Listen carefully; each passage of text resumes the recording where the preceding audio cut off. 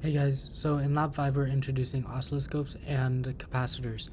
First I will go over how to measure the capacitance of a capacitor using a multimeter, and then after that we will learn how to measure the voltage across a capacitor over time using an oscilloscope. The first thing to be aware of is how to not break the capacitors. So these capacitors are very brittle. The wires are very thick and very brittle. If you bend them too much, it'll break. So the goal is to never ever bend the capacitor wires. You'll simply leave them how they are. Of course, they will get bent a little bit and you may end up breaking the capacitor, and that's okay. But we want to prolong their lifespan as long as possible. And so we will not bend these wires. We will keep them exactly how they are, and you will bend everything else to fit with the capacitor rather than bending the capacitor. Okay, now we're going to learn how to measure the capacitance of a capacitor using a multimeter. So the first step is to turn the knob to this little symbol that looks like parallel plates. And now we are currently measuring resistance. To measure capacitance instead, hit the select button, hit it again, and one more time, and now we are on capacitance. You can tell because it says NF right there for nanofarads. Then we could connect one multimeter probe to either side of the capacitor, and we have our capacitance. Here we have 1.014 microfarads. Now we're going to go over how to measure the voltage across a capacitor over time using an oscilloscope. So here's the oscilloscope, and here this red block is the capacitor. This is a capacitor charging circuit, so when I turn on the power supply, the capacitor will begin to charge. First thing we'll do is hook up our oscilloscope probe to the oscilloscope. Here we have little ridges on the connection, and those ridges align with these holes. And you plug that in, and then you will twist it to the right to lock it in place. Now I can no longer unplug it. To unplug it, you twist it back to the left and pull it out. So now I have my probe attached to the oscilloscope. On the oscilloscope probe, you have two connections. This hook is the positive connection, while this alligator grabber is the negative connection. I will hook the positive end of the oscilloscope to the positive end of the capacitor, and the negative grabber alligator to the negative end of the capacitor. In yellow, we are receiving the voltage across the capacitor. This yellow is channel 1 and the blue is channel 2. Right now we're only using channel 1, so I want to remove channel 2. To do that, I click on channel 2, and to remove it, I click on channel 1 to access that. Now I want to move channel 1 back down to 0, so I will use the vertical position for channel 1 and lower it down to 0. And here we read the vertical position is 0 DIVS or 0 volts, and so I am very happy. Then I will want to scale the horizontal axis using this horizontal scale. Here you can read the scale. This is the scale for every single one of these little blocks. So every single one of these little blocks is 10 milliseconds.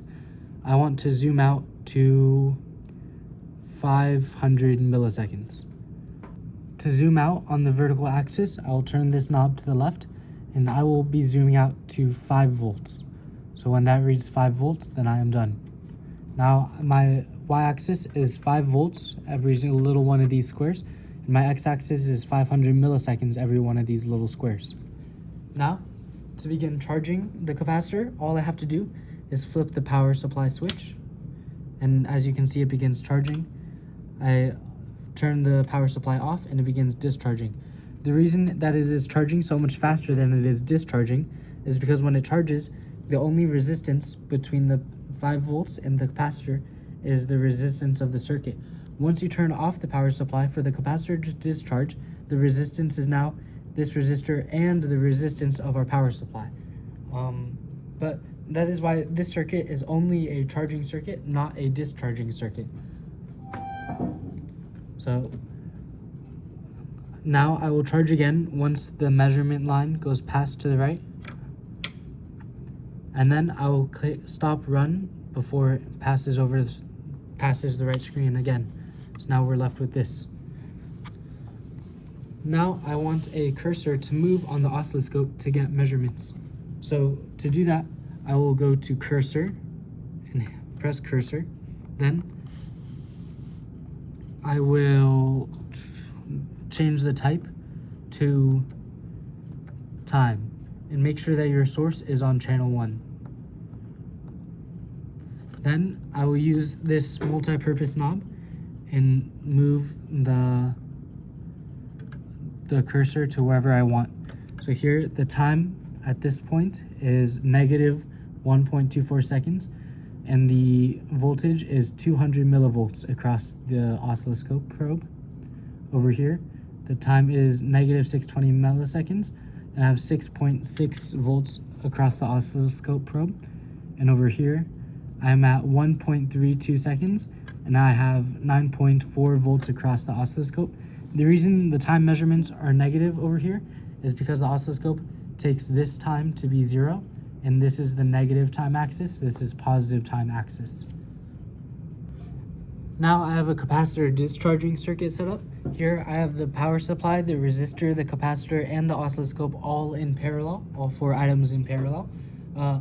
In order to discharge the capacitor, what I have to do is disconnect the battery from the rest of the circuit. If I simply turned off the power supply, then the power supply would be another resistor in the circuit. We do not know the resistance of the power supply, so we will not do that. When we unplug the power supply, both ports at the same time, then we disconnect the power supply from the rest of the circuit, and it is no longer a part of the circuit. So when we want to begin discharging, I will disconnect the power supply. I'll do that right when this crosses over. And then before it reaches the end, I'll hit the run stop button so that I freeze the frame right there. Now I will use the cursor to look at the time that it began to discharge.